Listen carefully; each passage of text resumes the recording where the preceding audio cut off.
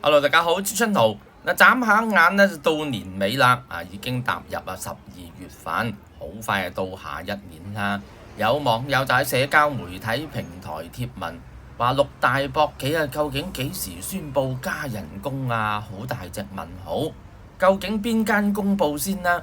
起碼要加5%啦，工作量咁大。希望唔好跟政府啦。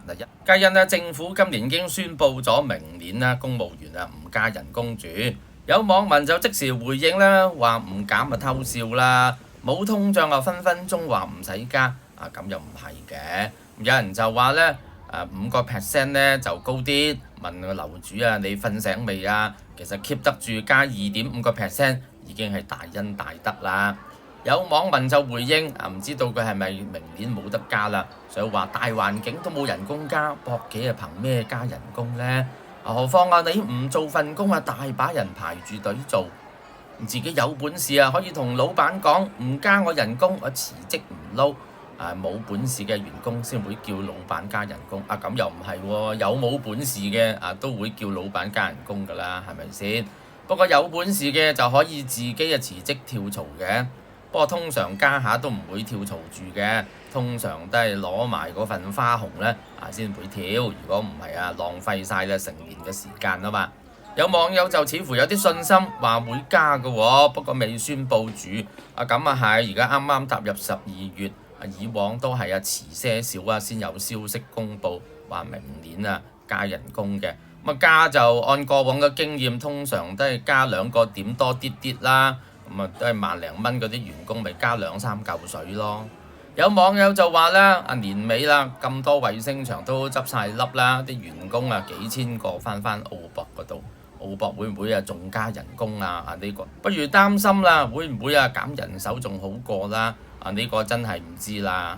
不過澳博啲伙計一向嘅年齡偏大嘅，呢個都係事實嚟嘅。你走入去啲賭場嗰度睇就知啦，啲保安莊荷都係50幾歐以上㗎啦，有啲睇個樣頭髮都白晒啦，60歲以上實有嘅。咁到退休年齡就退休自然流失呢個係正常嘅。有網友就話咧，政府唔加公務員人工出邊想加都難咁呢個未必係嘅噃因為之前都講過啦，公務員個勞動市場同呢個外面嘅勞動市場冇聯繫嘅亦冇互動相互冇影響嘅。因為博企啲員工就唔會大規模走到去做公務員，大家都清楚公務員唔係話你做就做，唔係話跳槽就跳槽嘅，就好難入嘅，尤其啲430以上嗰啲職位。公務員人工高，福利好，又好少會跳槽去博企做因為博企壓力相對大好多比較高強度嘅。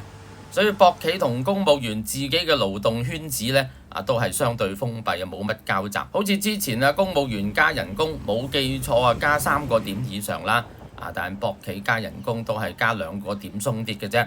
兩個勞動市場係不會相互影響所以話政府明年唔加公務員人工博企就唔會跟住唔加嘅，相信。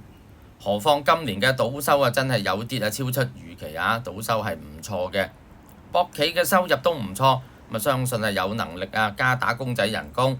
老實講博企先係第一大僱主政府都唔係因為博企同埋相關酒店嘅員工冇記錯都5萬幾6萬嘅咯噃。如果政府唔加人工，博企都唔加人工嘅話，加上又冇消費卡派明年唔知仲有冇社區消費大獎賞啦。